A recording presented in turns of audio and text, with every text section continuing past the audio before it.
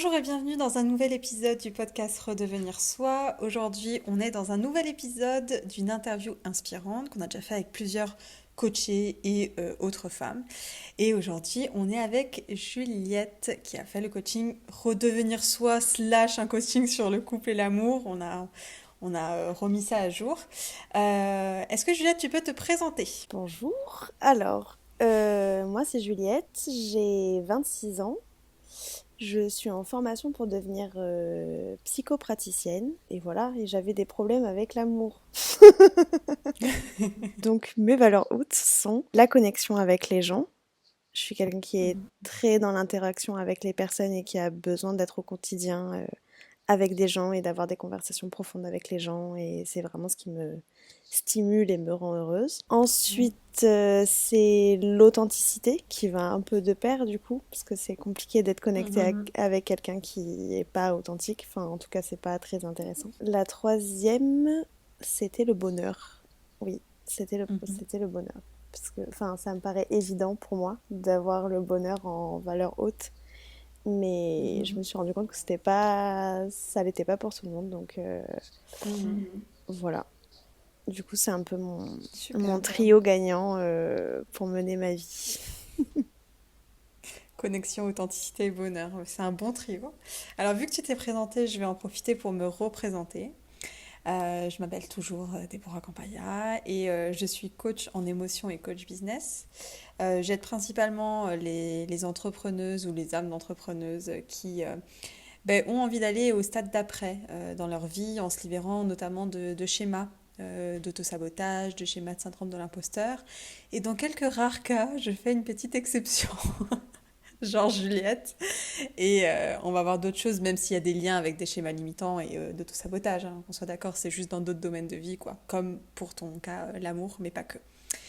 Ok, alors assez parlé de moi, on va se concentrer sur toi.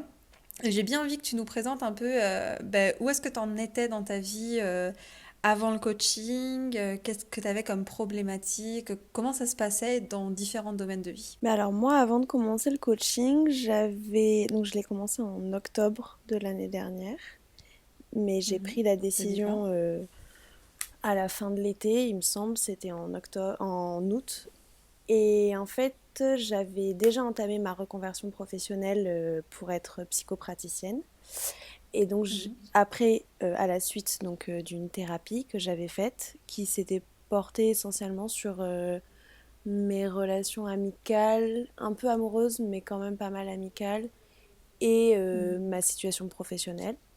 Et donc, le terme de cette thérapie m'avait mené en fait à me reconvertir professionnellement, à déménager, etc. Donc, j'avais fait un gros changement dans ma vie qui m'avait beaucoup, enfin, qui était Mhm. très bénéfique, voilà, je cherche le terme.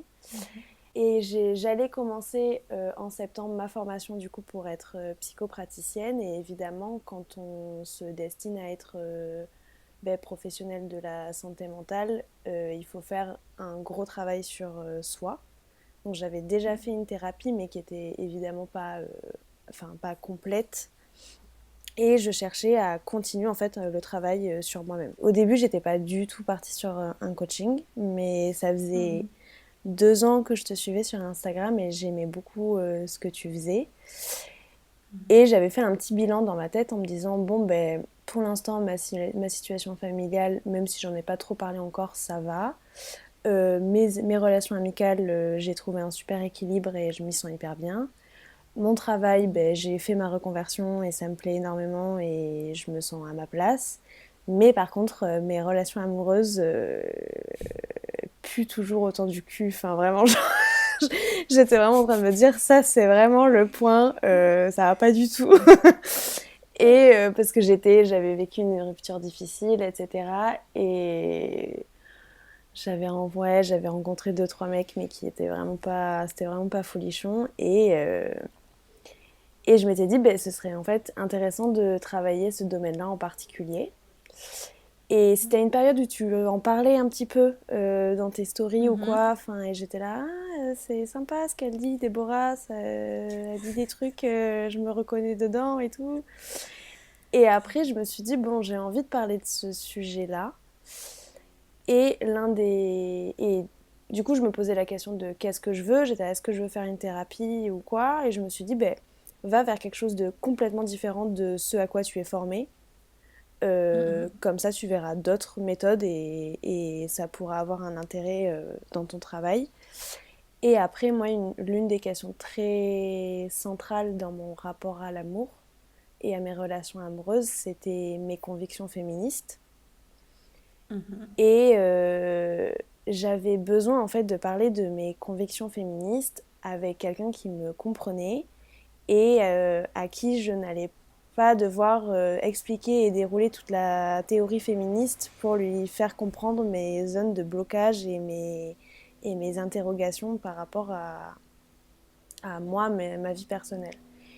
Et c'est là que je me suis dit, bon, Déborah coche quand même toutes les cases. Et je me suis dit, ben, enfin, parce que voilà, j'avais suivi tes vidéos et je sais qu'on avait à peu près les mêmes convictions, etc. Ou qu'en tout cas, on était.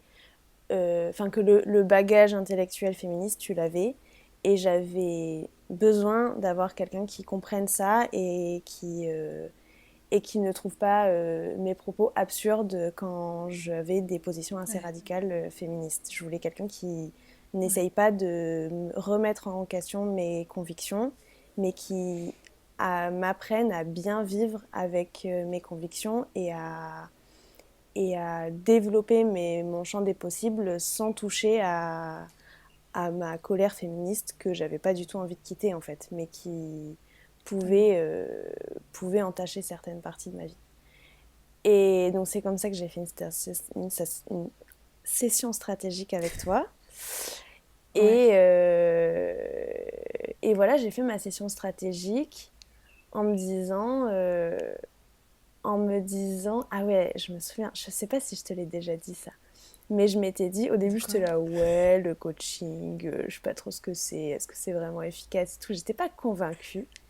Et après, je me suis dit, parce que évidemment, mon problème central c'était l'amour, mais je disais que j'en Ouais. avais rien à foutre. Mhm.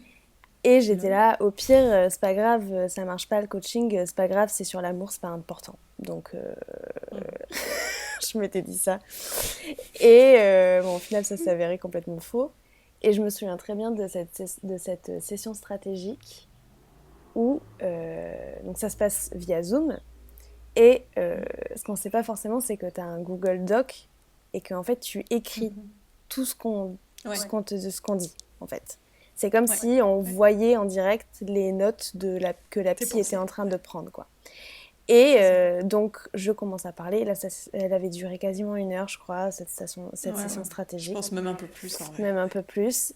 Et à la fin, et donc tu me posais des questions, tu me posais des questions, et en fait, j'avais jamais parlé de mon rapport à l'amour pendant 1 heure d'affilée comme ça, et donc forcément, ben, on tire un fil et on déroule le truc et on se rend pas compte, mais en fait, il y a plein de choses derrière. Et à la fin de cette session stratégique, j'avais l'écran rempli de bullshit que je croyais sur moi, les autres, l'amour et tout. Et j'ai vu mon Ouais. écran rempli de toutes ces croyances trop cheloues que j'avais et j'étais là. Oh là là là là. En fait, c'est un énorme morceau, Juliette. Ouais. Et du coup, Ouais. j'étais là, bon, ben maintenant qu'on a tiré le fil, c'est parti, quoi. Et j'avais eu un bon feeling avec toi. Moi, j'avais pas peur d'investir de l'argent euh, parce qu'en plus, j'avais une motivation et personnelle et professionnelle parce que je savais que c'était aussi à la fois un investissement professionnel dans le sens découvrir une nouvelle méthode et tout. Et du coup, ben, je me suis lancée, j'ai dit, ben ouais, c'est parti. Et voilà. Et du coup, j'en suis Et venue à go. parler de mes relations amoureuses avec toi. Trop bien, trop cool. Profite pour dire, mais alors en ce moment, dans le mois de mai, on a fermé, on va dire, les sessions stratégiques directement accessibles, mais on a mis à la place des sessions OCA, qui sont des sessions de coaching pur et dur de 20 minutes avec moi, et en fonction ce qu'il en ressort, on peut peut-être aller vers une session stratégique, c'est pas sûr, mais surtout en ressortir avec un truc directement, quoi. Le déclic, la compréhension dont tu as besoin. Que je pense pour toi, en fait, Juliette, a été fait plus par message. Finalement, sur Insta, on se parlait déjà. Ouais. Avant que tu prennes la session, je me souviens très bien de ce jour où j'étais en Alsace dans le bain chez ma mère et que je pense à toi et je me dis, mais en fait, Juliette, mais qu'est-ce qu'elle attend pour prendre un coaching? Du coup, je t'envoie un message très simple de, mais en vrai, qu'est-ce que t'attends pour faire un coaching? Et tu me dis, tu sais quoi, j'étais dans ma douche il y a quelques jours et je me disais que je devais prendre le coaching Mais aussi. oui, je me revois À un sortir de moment la là. douche, me dire, bon voilà, tu as répondu à une story de Déborah. Si elle répond à ce message, tu prends un coaching et je vais à la douche et je ressors et tu m'avais envoyé un message et j'étais là, bon ben voilà. Ah, trop drôle. Donc voilà, maintenant on a les sessions OCA. Donc si jamais vous voulez les prendre, vous pouvez les prendre en barre d'infos. Il y aura toutes les informations. Il y a quelques places qui sont ouvertes pendant le mois de mai, mais c'est assez limité. Mais pour revenir sur toi, donc si j'ai bien compris, il y a le côté de toute façon j'ai un travail à faire sur moi. Il y a cette partie-là de ma vie qui n'a pas été encore vraiment travaillée, même si tu as un bagage de travail sur toi qui est quand même très très bon, hein. Il y a plein de trucs qui Oui, ont été faits avant, t'es passé en thérapie et tout.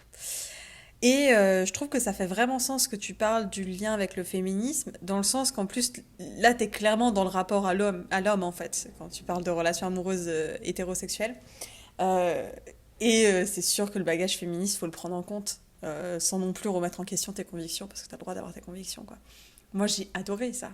T'arrives en session stratégique en sachant qu'il faut prendre les deux en compte. Je suis genre comme une enfant de oui, on pourra jouer comme ça, c'est trop bien. Trop bien. Donc la session stratégique se passe, on rentre dans le coaching qui était sur 5 mois pour toi. ouais. Euh, Est-ce que tu peux me dire, c'était quoi tes premières difficultés? Mais en fait, mes premières difficultés, je pense que ça a été te solliciter quand j'avais du mal à Mhm. faire les exercices. Voilà, la meuf prend un coaching et elle n'ose pas appeler sa coach. C'était moi. Étonnant. Parce que moi j'étais ouais, parce que moi en plus comme j'avais fait une thérapie, c'était un rendez-vous de 45 minutes tous les 15 jours et t'entends plus parler de ta psy et tu prends enfin accumules plein de trucs pendant tes 15 jours et tu dis oh, faut pas que j'oublie, faut que j'en parle à ma psy de ça ce qui s'est passé et après t'arrives, tu déverses et tu repars pour 15 jours. Et alors que là, c'est bon, ben t'as des exercices à faire. Si t'as un problème, tu m'envoies un message sur WhatsApp, je te dis, et rendez-vous dans 3 jours pour la correction de ton exercice. C'est ça. Et donc moi déjà, j'osais pas envoyer un message parce que j'étais dans cette logique aussi de psy de non mais je lui en parlerai quand on aura le rendez-vous. Et j'avais aussi, je pense, l'orgueil de dire moi je sais pas faire un exercice. Non, je vais y arriver, oui, à faire l'exercice toute seule. Vous me prenez pour qui? C'est pas un petit coaching là Ouais, qui va me faire peur. j'adore. En plus, c'est tellement représentatif de ta problématique plus Oui, générale, tu sais, que tu as eu pendant non, très mais longtemps. complètement. Femme très Demander de indépendante, l'aide. Voilà. autonome. Après, Ouais. le big deal, ça a été regarde, Juliette, tu as des besoins de demander des choses aux autres. Non. Si, si, regarde, c'est écrit sur l'exercice. Ah, d'accord. Du coup, tu vas faire quoi? Ben rien. Si, si. Si, si, on va faire. Tellement, tellement. Et du Mon coup, mon Dieu. premier truc, ça a été ça. Et, euh, Mhm. et ça a été l'exercice sur les décisions aussi. J'ai eu beaucoup de mal Mhm. que j'ai eu beaucoup de mal à faire. Et qu'au final j'ai Le réussi premier. à bien faire. Mais celui-là, ouais, je sais pas pourquoi, j'avais pas mal bloqué dessus. Je pense qu'en fait, ça a été la mise en route qui a été un peu Ouais. compliquée pour moi. Surtout l'aspect exercice, en fait, où j'avais pas du tout l'habitude. Mhm. Moi, j'avais l'habitude de je parle, je parle, je parle, je parle, et oh, à un moment donné, j'ai un déclic. C'est parce que c'était comme ça que j'avais fait mon travail avant. Et Mhm. là, du coup, faire des exercices hyper concrets et tout, moi, j'étais plus dans des envolées lyriques que, que dans un truc très rationnel. Mhm. Mais, mais au final, voilà, maintenant, je jure plus que par ça. C'est Mhm. super. Mais, euh, Mhm. mais au début, ouais, j'ai eu un peu de mal. Et comprendre, en fait, aussi que les exercices, c'est puissant. Ouais. Au début, j'étais là, ouais, c'est de la merde et tout. Pourquoi j'ai fait ça? Et en fait, non. Après, j'ai eu 3 déclics et j'étais là, ah d'accord, ok, d'accord, on est D'accord. là-dessus. Alors dis-moi si tu es d'accord avec moi, mais j'ai l'impression que dans Redevenir soi, même comment on l'a adapté pour toi, les exos et tout sont aussi une forme de... presque une formation sur soi. Ah Tu sais, il oui, y a presque un côté oui, formation, quoi, de complètement. l'école pour toi, quoi. Mais Ok. surtout le module 1, dans le coaching, on commence par des interrogations de base Mhm. sur nos problématiques, etc. Donc des choses très personnelles. Mais après, on va aussi dans le purement logique et presque scientifique, en fait. Et ça, j'ai Mhm. beaucoup apprécié, même si c'était très chronophage et que je râlais à faire ces exercices. Mais en fait, on commence le coaching en disant, enfin, c'est toi qui dis, hein, c'est pas nous, hein. Nous on est là quoi. Mais Quoi? Qu'est-ce qui se en passe? fait, c'est un espèce de programme enfin, comme une rééducation émotionnelle Ouais, que tu fais en fait. Ouais, on commence par analyser nos émotions, enfin déjà repérer nos émotions, ouais. savoir les identifier, Mm, ensuite les mettre en lien avec nos pensées et ensuite les mettre mhm, en lien avec des besoins. Et du coup, comment mhm, répondre à ces besoins. Et on fait ça quasiment tous les jours. C'est tu prends une mhm, situation dans la journée et tu dois trouver l'émotion que tu as ressentie quand il s'est passé ça. Ensuite, c'est tu prends une situation, tu trouves l'émotion et tu trouves la pensée derrière. Et ensuite, tu prends une mhm. situation, tu trouves l'émotion, la pensée et le besoin rattaché à cette émotion et à cette pensée. Et ensuite, tu vas nourrir le besoin. Totalement. Et ça prend 3 mois, je crois. Un truc comme ça. 2 mois, 2 mois. 2 mois. 2 mois, ouais. Et c'est hyper intense. Enfin, j'ai trouvé Ouais. ça assez intense, parce qu'au final, tu le fais un peu tous les jours. Mais Ouais. c'est un truc, enfin, moi, que j'ai trouvé hyper puissant et Mm, qui te donne après une stabilité et une facilité à comprendre tes problèmes, à accepter les situations qui t'arrivent dans la journée. Et enfin, c'est un truc qu'on devrait avoir à l'école, en fait, genre, tu vois. ouais, totalement. Euh, Mais de ouf. et ça fait plaisir d'avoir un truc comme ça, pur et dur, de ben, ok, tu vas comprendre tes émotions, comprendre tes besoins, comprendre tes pensées, et voir comment ça marche, voir comment toi tu fonctionnes, et qu'est-ce qui est de l'ordre de tes schémas et de tes insécurités, et qu'est-ce qui est de l'ordre de ta personnalité profonde. Et Mhm. ça, j'ai trouvé vraiment ça hyper efficace, hyper utile et pour le coup, je pense que c'est ce que je retiendrai du coaching. Ouais, ouais, ouais. En termes Mais ça m'étonne pas dans en le termes sens où... d'objectifs et même en termes de méthodologie, j'ai Ouais. trouvé ça trop stylé. Ça m'étonne pas dans le sens où je disais, dis-moi si t'es d'accord avec moi, mais je disais la dernière fois, en fait, quand tu sais réellement vivre ce modèle, c'est-à-dire que tu sais réellement nourrir tes besoins, en fait, tu sais à peu près faire tout ce dont tu as besoin. Ouais. Après, enfin, il a fallu aussi les autres mois du coaching pour en arriver à ce niveau-là, mais la dernière fois, je me faisais la réflexion que je suis arrivée là à un niveau d'acceptation des choses Mhm. que je pensais pas avoir. Enfin, là, je vois mon entourage, des gens qui luttent avec des trucs et je suis en mode non, mais il faut juste accepter. Et ils sont là en mode c'est pas une solution. Et je suis en mode mais si. Et j'arrive facilement à me sortir de situations pas faciles qui m'arrivent, Mhm. à accepter ce qui m'arrive et faire les choses par rapport à moi sans que en fait, les circonstances influent ma vision de moi-même. Mhm. Et la vie est tellement mieux comme ça. Vraiment, Mhm. genre, je Bateau, suis là, j'adore. mais meilleur investissement ever, quoi. Waouh, c'est ouf. On va passer un peu sur la suite en termes de justement, on arrive sur ta relation aux autres, à l'amour et tout. Mais de manière plus globale aussi dans les 5 mois de coaching, est-ce que tu pourrais nous parler, aller des 2 à 3 grandes compréhensions que tu as eues? Alors, je répète quand même que il y a une différence entre transition identitaire et déclic. C'est que là, on va surtout parler des déclics et de ce qui s'est passé pour toi. Mais la réalité du coaching, c'est qu'on fait une vraie transition identitaire, quoi. Il y a un truc qui se passe dans l'identité profonde, mais voilà, tu peux choisir au choix une transition identitaire ou un déclic. L'un des plus gros travaux que j'ai fait dans ce coaching, c'est vraiment tourner la page de mon ancienne relation. On a quand même fait un gros travail ma dernière relation et que j'avais pas eu process. Enfin, ça faisait 1 an qu'on avait rompu, mais j'étais quand même encore en boucle sur les raisons de la rupture et j'ai quand même fait un gros travail là-dessus et ça, c'était assez dingue. Et c'est arrivé assez rapidement au final. Mhm. Ben, j'ai eu quand même le moment où j'ai compris beaucoup de mes mécanismes de défense dans mes relations. Et j'ai compris que ben justement, contrairement à ma valeur haute, authenticité, je me changeais pas mal. Enfin, je me changeais, Mhm. j'adoptais des attitudes plus ou moins consciemment quand j'étais avec des hommes en relation amoureuse ou sexuelle. Et je me suis rendu compte en fait que ça, c'était des gros mécanismes de défense que j'avais par peur des hommes et par peur de m'exposer à des violences. Et ça a été un gros truc parce que je pensais pas. Pour le coup, je savais que pour ma dernière relation, je savais que c'était quelque chose à traiter. Mais pour autant, là, j'ai vraiment compris l'influence de mes peurs sur mes comportements. Ouais. Et ça, pour le coup, j'en avais pas conscience.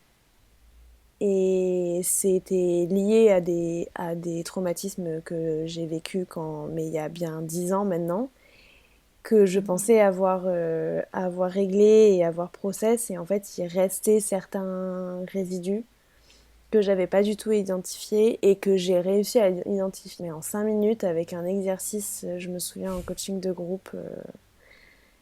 Et où direct on a mis le point sur un gros truc et après voilà, enfin genre moi après j'ai tiré toute seule le fil pendant 1 semaine et je suis Mhm. revenue en mode j'ai tout compris.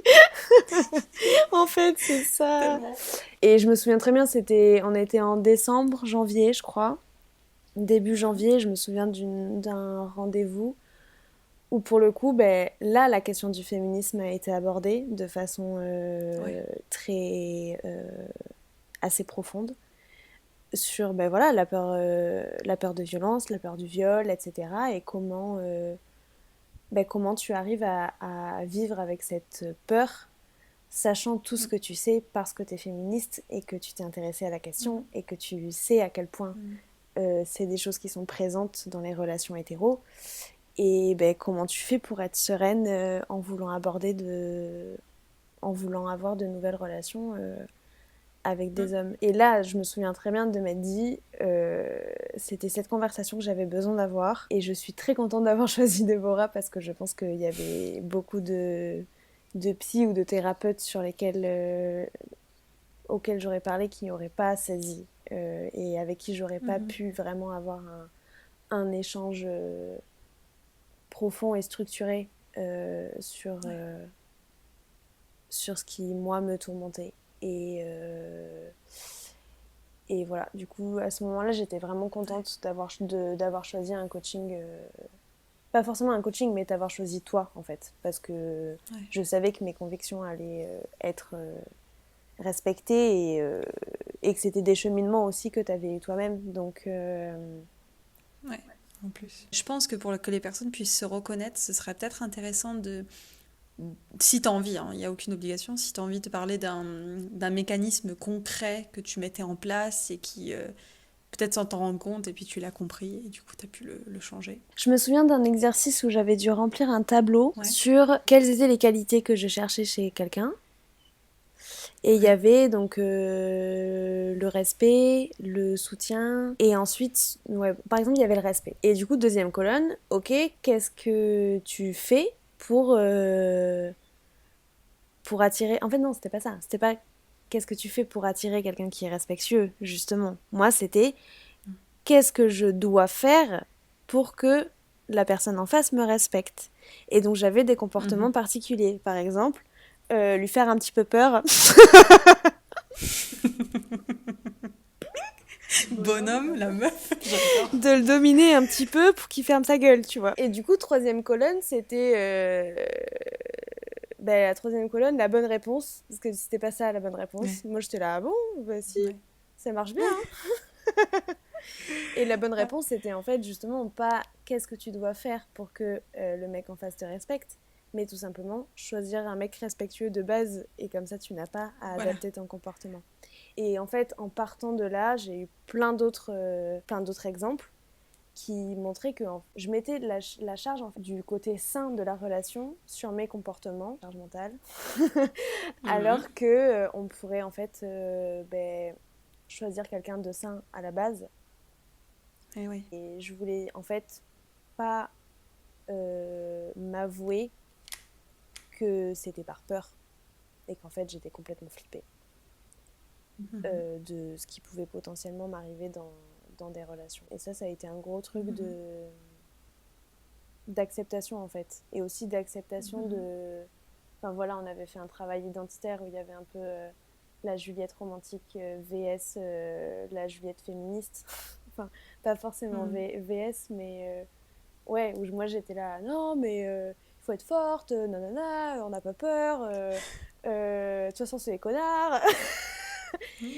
Et, et de l'autre côté, il y avait la Juliette romantique qui avait trop envie d'être en couple, que je jugeais moi naïve et tout droit sortie d'une comédie romantique ridicule, etc.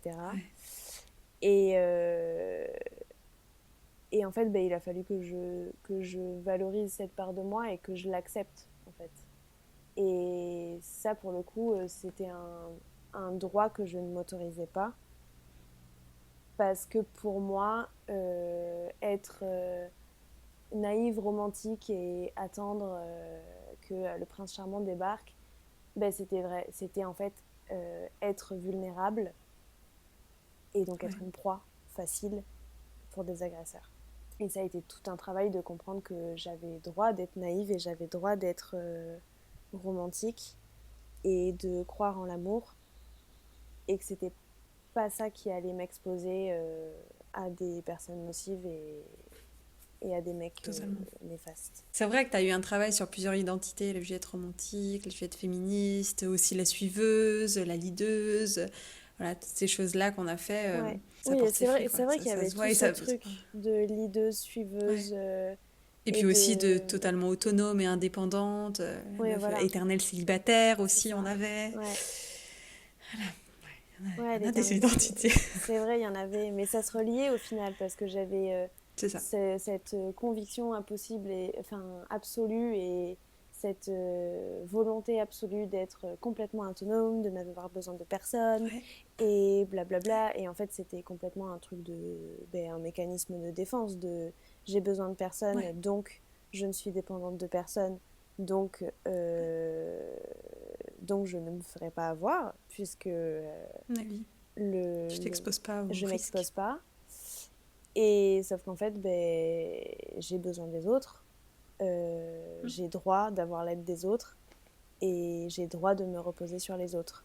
Mais pour moi, ça voulait vraiment dire ben, ouais, être une proie. Enfin, pour moi, je l'assimilais vraiment Mm.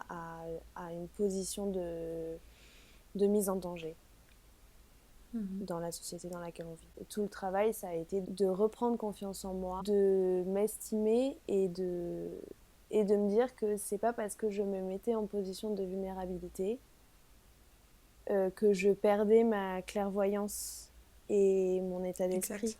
Et c'est pas parce que tu somnoles que s'il y a un danger, tu vas pas te réveiller direct pour te protéger. Ouais. Ouais. Et qu'en fait, ça, je sais très bien le faire. Et que du coup, il n'y a pas de. Je me fais confiance, même quand je me mets en position de vulnérabilité, pour me Totalement. défendre et prendre soin de moi. Mais c'est important et je pense que c'est même un truc que plus de femmes devraient entendre. Tu vois, par exemple, quand on a travaillé sur la culpabilité que tu peux ressentir à avoir été agressée ou alors à te mettre dans des positions bah, comme la Juliette romantique qui pourrait potentiellement être agressée. Bah, en fait, on entend souvent ce discours de t'es pas coupable, t'es pas coupable, t'es pas coupable. Alors, effectivement, dans les faits, t'es pas coupable. Par contre, ne pas reconnaître où est-ce que tu peux avoir. Alors, c'est pas. Il faut bien faire une différence entre coupable, culpabilité et responsabilité. C'est pas du tout la même chose. Culpabilité, c'est l'émotion. Coupable, c'est le factuel, genre devant un juge, quoi. monsieur est coupable. Et c'est de reconnaître aussi les endroits où il y a ta culpabilité qui existe, et parce qu'elle existe à ces endroits, alors elle n'existe pas dans les autres. Et tu peux aller, Ouais, pour moi, en fait, ouais, tu peux vraiment, aller comprendre, ouais. ouais, Pour moi, j'étais coupable d'avoir été naïve ouais, parce que j'ai non, eu une mauvaise expérience et j'avais du coup écrit tout ce qui s'était passé, etc. Et en fait, tout le long dans mon texte, et je m'en étais même pas rendu compte, je me jugeais moi-même en disant, et là, naïve que mm, j'étais, mm, prête à la comédie romantique, je sais pas quoi. Et en fait, je me jugeais coupable d'être naïve. Sauf qu'en fait, on peut pas reprocher à quelqu'un de partir du principe que les autres ont des bonnes intentions. bien sûr, Surtout quand on a 16 ans et qu'on connaît rien à la voilà. vie. Enfin,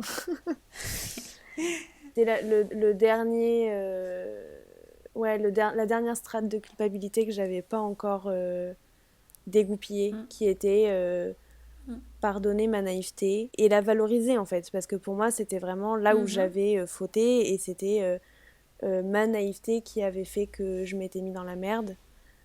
Alors que non, tu peux être Pas la naïveté. aussi forte que tu veux. Si t'es agressé en fait. Ouais, Ouais, voilà, et en fait c'était ça. Et à partir de là, du coup, j'ai construit toutes mes relations amoureuses en refusant catégoriquement d'être naïve, que j'assimilais aussi au romantisme. ouais, Et, et du coup, bah, en fait, ça marchait pas parce que bah c'était ça pas va. des relations Bah non. épanouissantes puisque j'étais toujours sur mes gardes. J'arrivais pas à me livrer. Mais je t'avais aussi donné l'exemple, et je pense après cet exemple, on va passer sur la suite, de qu'est-ce qui prouve que la naïveté n'est pas l'endroit qui rend que tu te fais agresser. C'est que je t'avais mis dans la position de te dire, ok, imagine que tu es en face d'un mec qui est totalement naïf, qui est totalement romantique, qui est dans ses pensées, qui croit que tout le monde est bon et que tout le monde est gentil. Bah, est-ce que tu vas l'agresser pour autant, quoi? Ouais, voilà. Et quand tu te rends compte que, voilà, que quelqu'un de sain, bah non, je vais pas l'agresser. Enfin, quelle idée. Tu te rends bien compte qu'il n'y a pas de corrélation entre les deux, en Ouais. fait. Oui, la naïveté, c'est censé être attendrissant, pas... Voilà. Ouais, de ouf, de ouf. Alors, pour passer sur la suite, j'ai bien envie que tu me dises, bah, c'est quoi le moment ou la chose que quand tu repenses au coaching, tu repenses à ça et ça te rend heureuse, quoi. Ça te rend bien. Je pense vraiment que à chaque fois que je repense au coaching, je repense en fait à l'état de sérénité dans lequel je Mm. suis aujourd'hui, que je trouve assez incroyable par rapport au travail qu'on a fait. Enfin, je pensais pas avoir un résultat aussi important. Bon, après, c'est à Mm. remettre en perspective parce que bon, la vie est un peu en arrêt avec le confinement et Mm. tout, mais je suis vraiment dans un état de sérénité et d'apaisement Mm. assez intense. En tout cas, j'étais jamais arrivée à ce stade-là avant ce coaching. Et là, j'ai eu des situations pas faciles à vivre. Et je me suis vraiment surprise de voir comment je les ai gérées, la facilité Mm. avec laquelle j'ai géré ces situations et comment je n'ai absolument pas remis en question ma valeur ou ma potentielle destinée. Ou, enfin, Ouais. j'avais. Ouais, j'ai gardé. Il m'est arrivé des choses et en fait, ben, c'était des circonstances et je les ai gardées à un niveau circonstanciel. Mm. Enfin, c'est-à-dire, voilà, il se passe Mm. un truc, mais c'est pas du tout. Ça veut rien dire sur moi Mhm. et je vais juste essayer de ben, vivre avec cette circonstance, voir ce que je peux en faire. Mais par contre, ça ne Ouais. n'ébranlera pas ma confiance en moi, ça remettra rien en Ouais. question. Et je me suis surprise, ouais, En fait, on s'en rend pas compte avant de faire ce travail, mais souvent il se passe un truc et on se dit non, mais voilà, mais ça c'est parce que je suis nulle ou parce que nana. Ouais. Et en fait, j'ai rien eu de tout ça. Je suis là en mode ah ouais, c'est vraiment de la merde ce qui m'arrive. Ah, pas de chance. Et je suis passée une semaine après, j'étais Ça. là, bon, ben next. Alors que ça m'aurait pris Ouais. 6 mois. Ouais, Et ouais, ouais. de remise en question, de trucs. Mais est-ce que c'est parce que j'ai fait ci, ça? Ben non, en fait, il t'est arrivé un truc. Ça s'est passé, c'est triste, voilà, t'as chialé. tu t'en remets et tu te remets en selle et c'est reparti. Et, et ça, je pense que c'est vraiment un truc que j'ai appris à faire. Enfin, c'est pas que j'ai appris à le Bah, faire, les mécanismes. ouais, mais c'est vraiment les conséquences directes de tout le travail que j'ai fait en coaching. Et c'est cool de voir que c'est des trucs que je garde en fait, Ça dure. et des trucs qui en fait sont Ouais, maintenant ancrés et qui bougeront pas. ouais, ouais. Ouais, Et ouais. que C'est pour que j'aurai. ça dure, de toute façon, hein. Ouais, et c'est des effets durables. Et en fait, ouais, c'est ça. Le truc le plus fort, c'est de voir la durabilité des résultats et voir comment les choses se sont ancrées sans même que je m'en rende vraiment compte. Je saurais pas dire à quel moment il Ouais. y a eu un shift, mais. Mais ouais, je me souviens d'arriver à un Ah, mais moment en j'adore. coaching où tu me disais, bon, c'est quoi tes problèmes? J'étais là, mais j'ai plus de problème, Déborah, là, on a tout réglé. Là, ça va, ouais. C'est vrai. Mais quand tu parles de cette facilité, c'est vraiment la conséquence d'avoir créé de nouveaux schémas, en fait. Parce que Ouais, le propre de ce coaching, c'est vraiment de travailler sur tes schémas limitants, alors de plein de façons différentes. Évidemment, c'est structuré, hein. Et de pouvoir en avoir de nouveaux. Et en fait, une fois que le schéma, le mécanisme, il est en place, ben, ton cerveau fainéant comme il est, il repasse juste par le mécanisme qui est en place, tu vois. c'est Donc, ça. si c'était un truc simple, bah, c'est simple, quoi. Ouais. Est-ce qu'il y a quelque chose dans la forme que tu as particulièrement apprécié dans le coaching? En fait, j'ai beaucoup aimé le fait que ce soit assez concentré. C'est quelque chose du quotidien, en fait. C'est un travail que tu fais un peu tout le temps et de façon différente. Il y a des rendez-vous hebdomadaires avec toi en one-to-one, il y a des exercices à faire en solo, il y a des coachings de groupe et des trucs à faire en groupe, en binôme. Une conversation WhatsApp avec toutes les coachées où Mm. ben, globalement, c'est comme une conversation de potes. Et c'est en mode, Mm. ah, il m'arrive ça, c'est dur. Et donc, il fait, ah oui, Mm. bichette. Et c'est On cool. se soutient, ouais. Et surtout, c'est cool d'avoir. Parce que c'est quelque chose qui, ben, voilà, qui fait. Il y a beaucoup de changements qui se passent en toi quand tu fais ça. Et Ouais. ben, quelqu'un qui, dans ton entourage, si les gens sont pas du tout réceptif à ce genre de choses, ben toi t'es là, ouh là là, il se passe des choses incroyables, mais avec qui je vais les partager? Et ben avec les autres Mm. personnes que Déborah suit Mm. et qui comprennent exactement ce que tu vis puisqu'elles sont aussi en train de faire le truc. C'est ça. Et du coup, ouais, il y a plein de façons différentes de faire ce coaching au final. Ça, j'ai kiffé, c'était chouette. Pour aller vers quasi la dernière question, c'est ben, où est-ce que tu en es aujourd'hui? J'aborde beaucoup plus sereinement mes relations amoureuses, qu'elles soient Mm. passées ou futures d'ailleurs. En fait, je sais pas quoi dire à part je suis hyper sereine, tout va bien. Mais ouais, Quand on va bien, on n'a plus rien à raconter, Mais quoi. c'est terrible, hein. J'ai plein de peurs qui sont plus là. J'ai plus la peur de finir seule, j'ai plus la peur de tomber sur quelqu'un de toxique, j'ai plus ces peurs-là parce que pas parce que je suis redevenue naïve et que je suis dans le déni. Mm. Je suis toujours autant réaliste sur ce que peuvent être les relations hétéros. Mais en fait, je me fais confiance ben, pour ne pas projeter des choses qui sont fausses sur les rencontres que je vais faire, déjà dans un premier temps.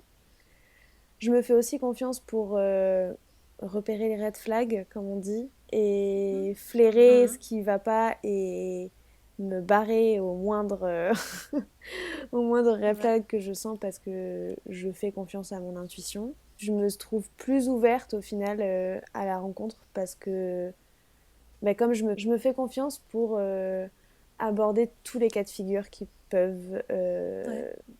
advenir, Arrivé. arriver. Et même si je me retrouve dans la merde, je me fais confiance pour m'en sortir. Donc, et je sais que je m'en sortirai. Donc à partir de là, ben, c'est bon, je peux faire tout ce que je veux. Du coup, euh, Là, me fait badass. du coup, à partir J'adore. de là, ben, on est beaucoup plus sereine et effectivement avec le futur qui arrive. Mm. Et autant j'avais peur de me lancer dans le domaine amoureux tout simplement parce que souvent un domaine que je m'étais... Voilà, s'il y avait un domaine à éliminer dans ma vie, c'était celui-là. Mhm. Et maintenant, je suis en mode non, mais en fait, j'ai hâte de vivre des choses, j'ai hâte de créer des relations. Et même si ce sera pas facile, pas évident, potentiellement douloureux, j'ai hâte de vivre des choses et j'ai pas peur. Et en fait, je pense, euh, c'était ça qui me manquait et que j'avais pas. Ouais, Et voilà. voilà, super, trop bien. Trop bien, trop bien. Alors, je le rappelle, après, si tu veux donner où on peut te trouver, si jamais tu as envie de faire un peu de promo, tu pourras. Mais avant ça, je rappelle juste que si vous voulez vivre la même chose, alors pour les coachings, tout ce qui est amoureux et tout, vous inquiétez pas. Prenez une session au CA et moi, je vous réajuste. Je vous réorganise là où c'est le mieux pour vous. Il n'y a pas de problème. Donc, la session OCA, elle est en barre d'infos. Vous avez juste à cliquer dessus. C'est un coaching de 20 minutes avec moi qui peut vous rediriger vers les solutions les plus adaptées pour vous et créer le déclic dont tu as besoin. Et avant de partir, bon, ben, est-ce que tu as des endroits que tu veux faire la promo? Je sais pas dont tu veux faire la promo. Ben non, pas encore. Mais Non. quand j'aurai lancé mon activité, je te Voilà. rappelle. On se redira à ce moment-là quand on va lancer l'activité. Superbe. Ok, eh ben, je vais vous laisser sur ça. J'ai adoré cet épisode. Mais de toute façon, si ça tenait qu'à nous deux et pas aux gens qui J'aurai écoutent, un on podcast aurait de juste, 4 saisons, voilà, 6 épisodes par voilà, saison. c'est ça, ça. Mais peut-être, qui sait, qu'un jour on fera un autre épisode en dehors coaching ensemble. On verra, on verra. Alors, dites-nous en commentaire si vous êtes reconnu aussi dans l'histoire de Juliette. Je pense que ça peut être intéressant que tu vois l'impact que ça peut avoir de raconter ton Ouais, ça me histoire. ferait trop plaisir. Merci encore, et puis je te laisse sur ça. Mais Passe une merci très à bonne toi. journée.